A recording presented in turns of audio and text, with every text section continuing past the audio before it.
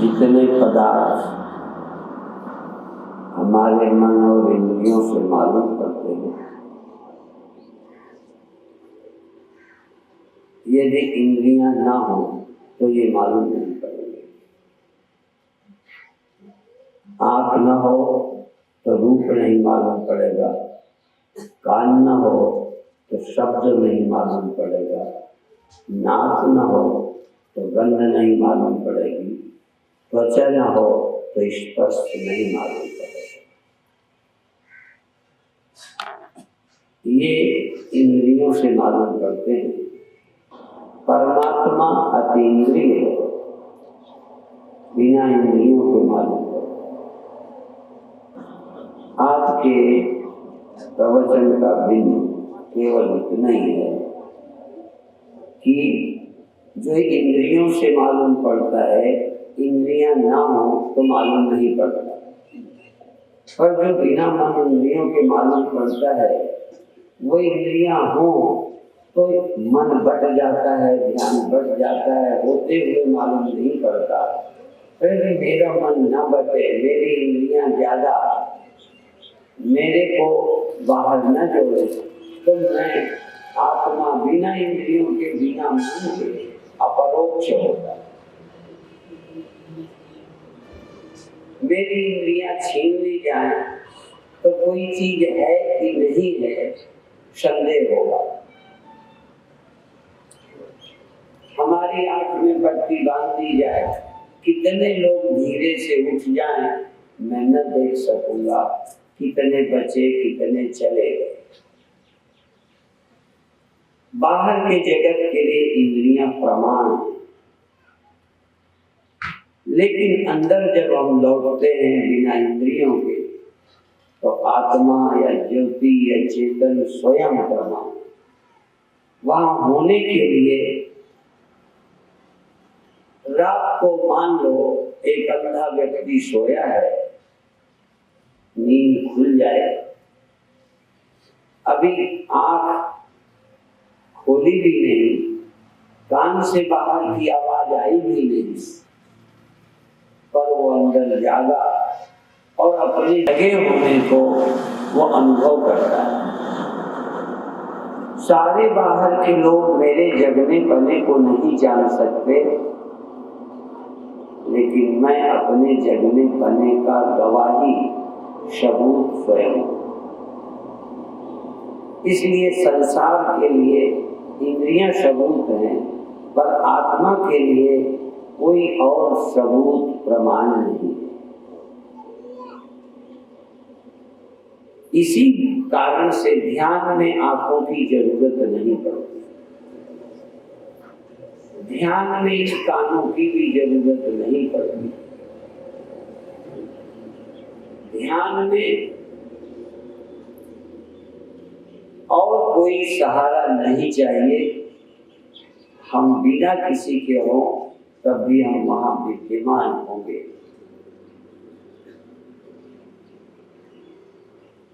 बाहर के लिए इंद्रियां ना हो तो संदेह होगा, भीतर बिना इंद्रियों के, बिना मन के संदेह रहित सत्य विद्यमान।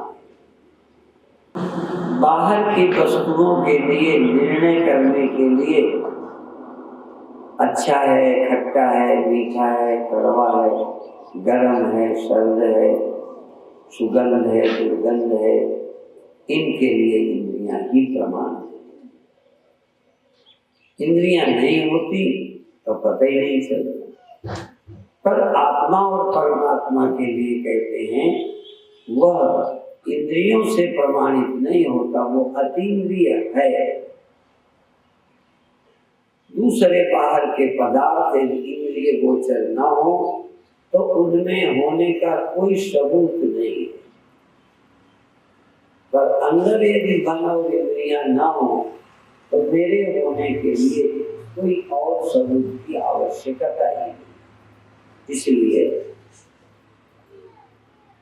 संदेह रहित आत्मा का बोध, बिना किसी और उपकरणों के आत्मा का बोध होता है।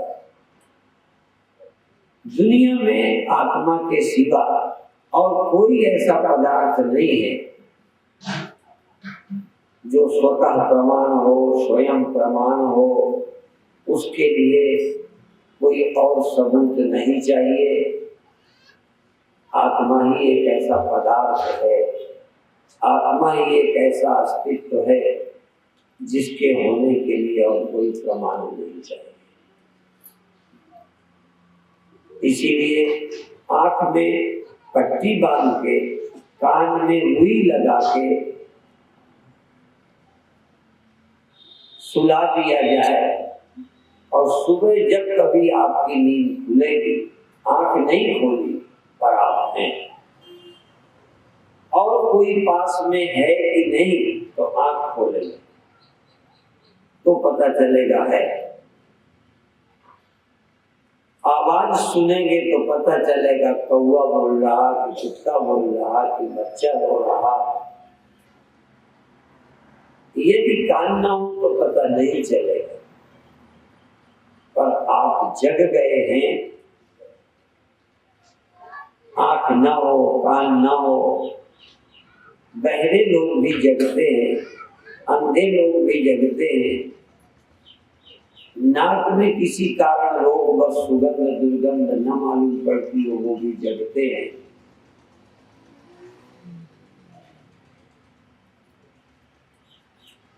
बल्कि सुख दुखादि का ज्ञान भी होता है। पर जिस समय सुख दुख नहीं होता, ऐसा अवसर आ सकता है, तब भी कोई सुख दुख का न होने का अनुभवी स्वयं विद्यमान हो। दुनिया में सबसे संदेह रहित ज्ञान, संशय विपर्य रहित ज्ञान, अपरोक्ष अनुभव, साक्षात अपरोक्ष, यह चैतन्य तत्व हो सकता है।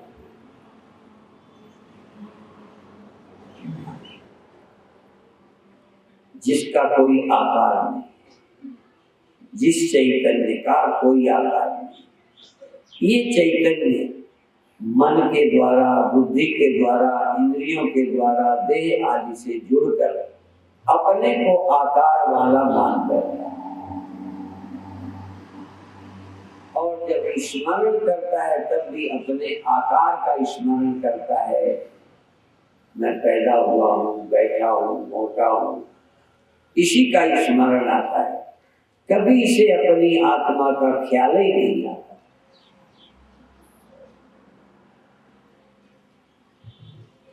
भाग्यशाली हैं जो गुरबाणी के माध्यम से उन शब्दों के द्वारा ये सार समझ लेते हैं कि मैं कौन हूं।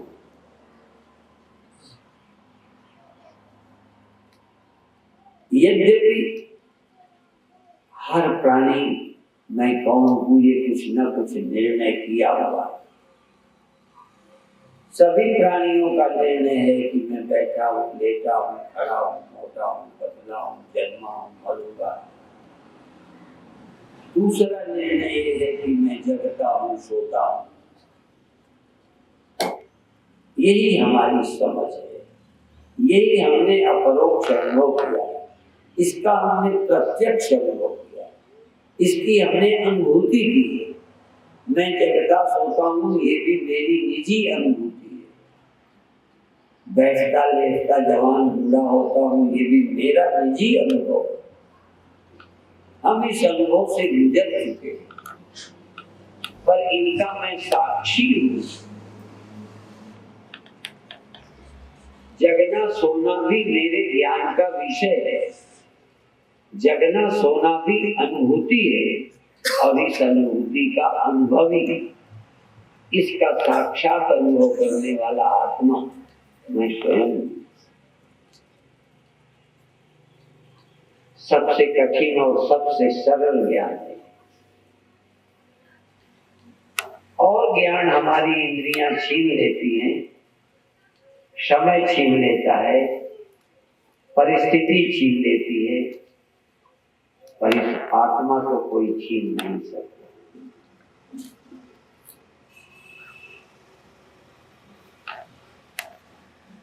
सबके अभाव को मैं जानता हूं। अपने अभाव का ज्ञान, अपने अभाव का ज्ञान किसी को नहीं हो सकता।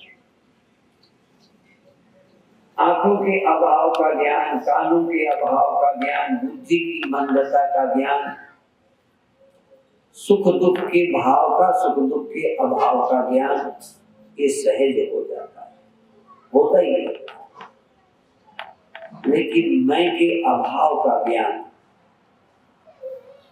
यदि किसी को हुआ हो कि इतनी देर मैं नहीं था,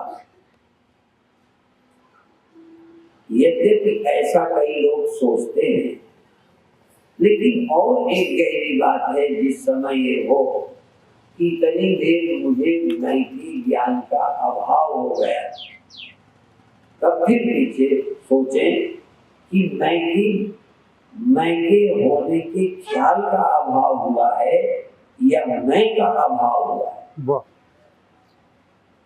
और मैं के अभाव का ज्ञान यदि हुआ है कि मैं इतनी देर नहीं रहा, मैं का ख्याल चला गया, तो इस मैं के ख्याल के न रहने का ख्याल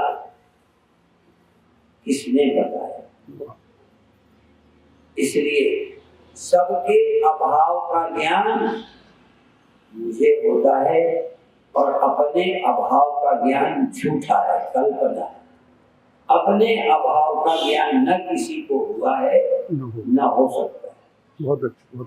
और अपने होने का जब अभाव हुआ ही नहीं, अपने अभाव का ज्ञान हुआ ही नहीं, हो सकता ही नहीं, तो अपनी मौत का ख्याल जो आपके मनों में आया है ये झूठ है।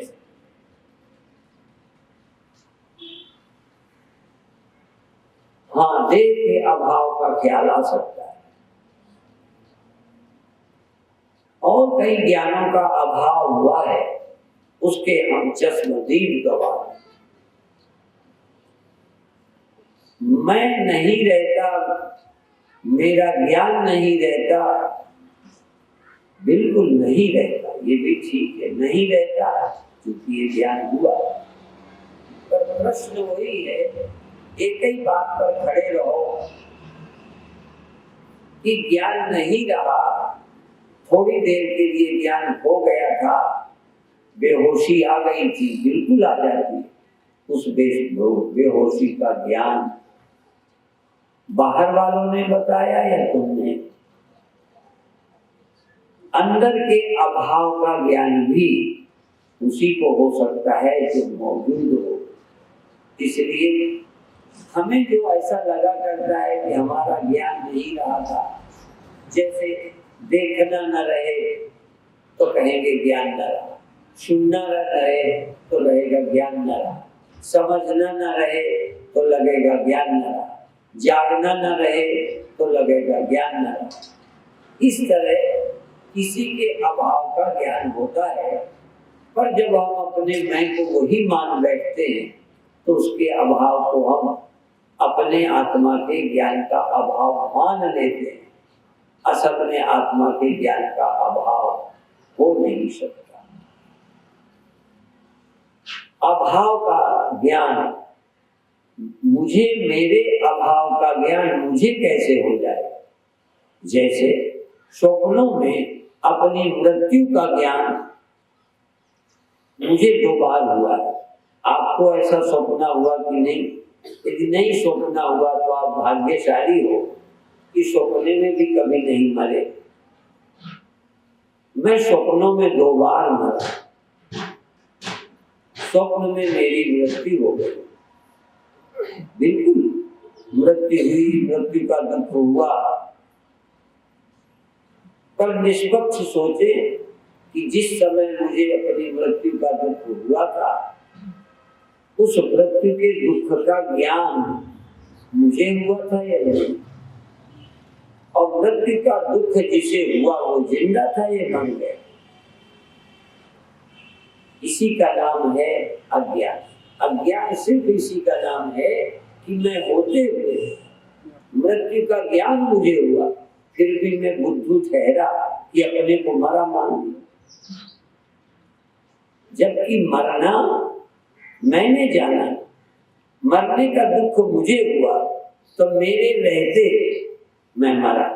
देखो, अपने रहते मैं मरा, अपने मरे का दुख मुझे आप हुआ, इससे ज्यादा आश्चर्य और क्या हो सकता, और इससे ज्यादा झूठा अनुभव, मिथ्या ज्ञान जिसको कहते हैं।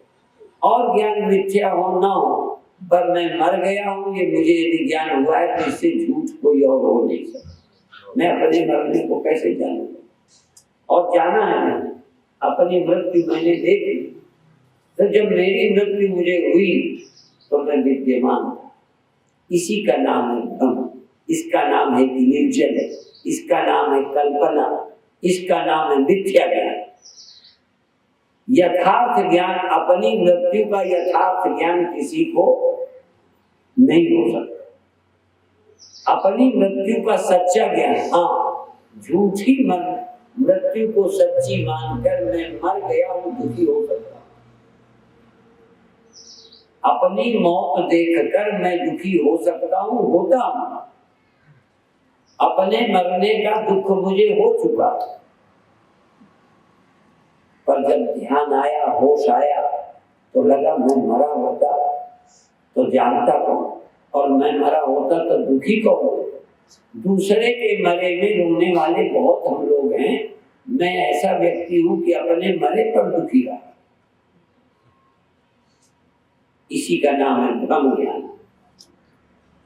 भ्रम ज्ञान से छुटकारा हो जाए तो जन्म मरण दुख जाए। जन्म का दुख, मरने का दुख, अपने बिछुड़ने का दुख, आपसे आप कैसे बिछुड़ जाए। मैं कहा करता हूं, जल्दी में भागे, कई बार बैग छूट गया, कई बार अपने वस्त्र छूट गए, कई बार अपनी चीजें छूट गई, पेन कापी छूट गई। हम लोग घूमते रहते हैं, कुछ न कुछ अपना छूटे ही जाता है। यहाँ तक जब सोए तो देह छूट गया, जागे तो सपने छूट गए, नींद छूट गई। कोई ये बताए मैं कभी छूट गया? मैं से मैं छूट गया, मैं चला गया, मैं मुझसे बिछुड़ गया। यदि बिछुड़ गया तो जो बिछुड़ गया वो मैं, और जिससे बिछुड़ गया वो मैं क्या? जो बिछुड़ गई वो मैं है, या बिछुड़ने पर भी जो बिछुड़ने का दुख झेलती रही, ऐसा मैं। इसलिए ये मैं की खोज परमात्मा की खोज है। परमात्मा की खोज है मैं की खोज। परमात्मा और मैं दो नहीं। जिसने मैं को खोजा उसने परमात्मा पाया, जिसने परमात्मा को खोजा उसने अपने को पाया। परमात्मा खोजने वालों को आत्मा मिल गई, आत्मा को खोजने वालों को परमात्मा मिल गया। अब खोजने में क्या खोजा? जो मैं नहीं हूं वो खोजा और छोड़ता गया। जो मैं नहीं हूं, जो मेरे को छोड़ जाता है, उसको मैंने जाना, छोड़ने को राजी हो गया। जो जो मिलता गया छोड़ता गया, जो मेरे ज्ञान में आता गया छोड़ता गया। ना मैं छोड़ूं तब भी छूटता गया। जगना मेरे समझ में आया, जगना मेरे छोड़ जाता है।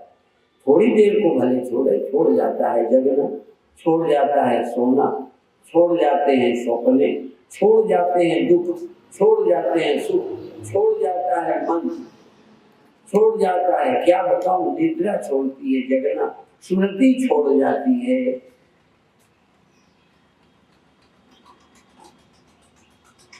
इसलिए एक बार सुरती लगाकर ये भी खोज ले कि कौन कौन मुझे छोड़ जाता। और छोड़ जाने पर जब मुझे छोड़ जाते हैं मेरा क्या बिगड़ता? यदि मिट्टी को घड़ा छोड़ जाए, घड़ा उपाधि छोड़ जाए, खो जाए, यदि घड़ापन खो जाए, घड़ापन छोड़ जाए, तो मिट्टी का मिट्टीपन कहाँ चला जाए? मकान का मकान पना खो जाए तो मिट्टी पना कहाँ जाए? मेरा देखना पना गया पर मैं नहीं गया, सुनना पना गया, मैं नहीं गया। और भी अंदर जाओ तो मैं पना गया पर मैं नहीं गया। इसलिए दो मैं के सम्मुख मैं खड़ा तासे मैं न दिखा। एक मैं ख्याल है, एक मैं माया का है, एक मैं अज्ञान है, एक मैं भ्रम है। और हम स्वप्न वाली मैं को ही मैं समझते, जानने में आई हुई मैं को मैं समझते। इसलिए जानने में आई मैं और जानने में आई मैं स्वप्न में मर गई, मैं दुखी होता रहा और असली में मौजूद बनी गई। पर यही ध्यान नहीं था, नकली मैं में असली में खो गया, रहते हुए ध्यान हट गया। इसलिए सुरति हट जाती है। मैं तो नहीं मरता।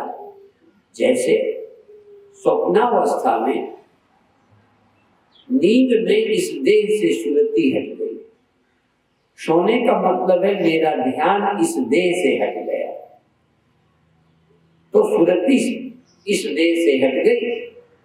सुरति ने दूसरा देह पकड़ लिया, उस देह की मौत हुई, हम दुखी होते रहे, असली वाला देह बना रहा। ये सुरति ने भी पदार्थों से मैं पर जोड़ लिया है, विषयों से, इंद्रियों से, मन से जोड़ लिया है। ये सुरति जो है संसार से जुड़ गई है। इस सुरति ने अपने स्वामी को, इस सुरति ने अपने सत्य को, इस सुरति ने अपनी आत्मा को भुलाया है और बाहर की चीजों में घूमती रही। आत्मा को भूल जाने से आत्मा चली नहीं गई। जैसे सो जाने से तरन तारन कहीं चला नहीं जाता, जागते हैं फिर मिलता है। फिर भी तरन तारन जड़ पदार्थ, पर आत्मा चैतन्य पदार्थ है। सुरति जब नहीं होती और कहीं होती है, तब भी आत्मा ही सुरति को सत्ता देता है और सुरति पदार्थाकार हो जाती है। इसलिए भ्रम पैदा हो जाता है। इसलिए जन्म मरण भ्रम, जन्म और मरण भ्रम है, आवागमन भ्रम है। मैं उपजता हूं, मैं विनशता हूं, भ्रम है। मैं ज्ञानी और अज्ञानी हो जाता हूं, ये भी भ्रम है। चैतन्य सदा चैतन्य रहता है, वो कभी नहीं सोता। सुरति जरूर, चेतन सुरति में आकर सुरति ही जानता है। सुरति सो जाती है तो अपना सोना मानता है।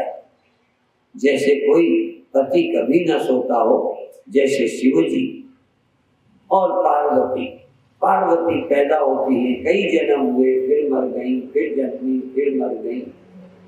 हमारी सुरति वृत्ति जग जाती है, सो जाती है। लेकिन चैतन्य जो सुरति का स्वामी है, वो कभी नहीं जगता, कभी नहीं सोता, कभी नहीं जाता। यही जो हमारे अंदर हम बैठा है, इसको हमें खोना है।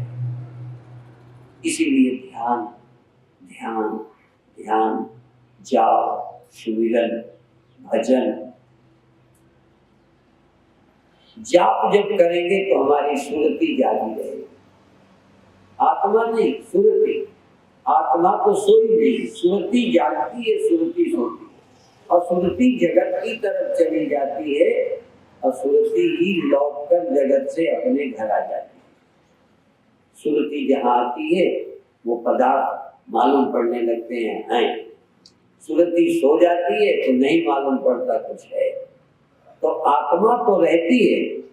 आत्मा की अपनी जब सुरति संसार में होती है तो संसार दिखता है। सुरति सोती है तो संसार नहीं दिखता। सुरति जब संसार से हटकर अपने वापस आ जाती है तो एक आत्मा रूपी चैतन्य, ब्रह्म रूपी अस्तित्व प्राप्त मिलता है।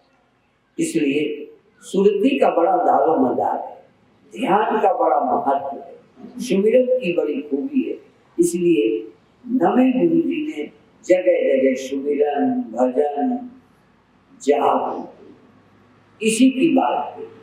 जाप माने बार बार बार बार दोहरा, बार बार स्मरण कर, सुरति तेरी धन में है, पदार्थ में है, विषयों में है, क्रिया में है, देह में है, श्वास में है, जाप में है। ऐसे सुरति को समेटता जा। और जब अकेली सुरति जागी हो तब देखना तू है, तेरी सुरति है, तू है, तेरा ध्यान है, तू है, तू है, तुझे तेरा ही अपने होने का स्मरण।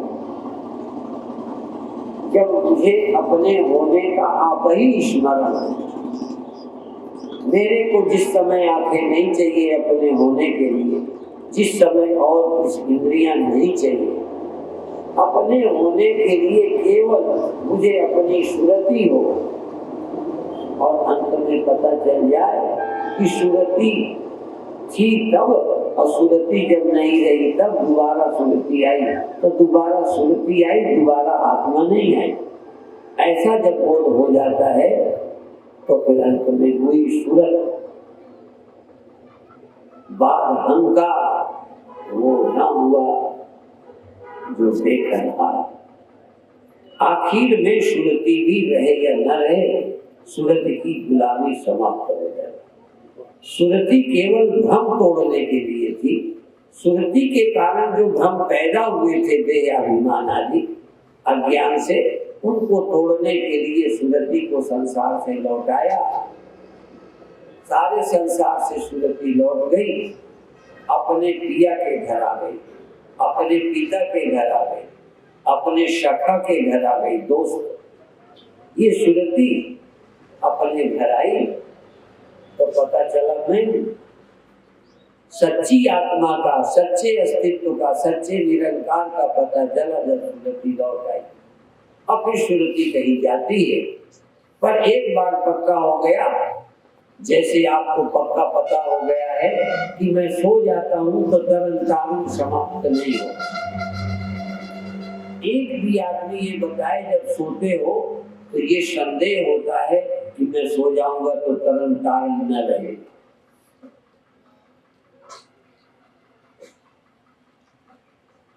यदि मैं सो जाऊंगा तो जमीन का भान न रहेगा, पर ऐसा नहीं लगता ये जमीन न रहेगी, ये देश न रहेगा।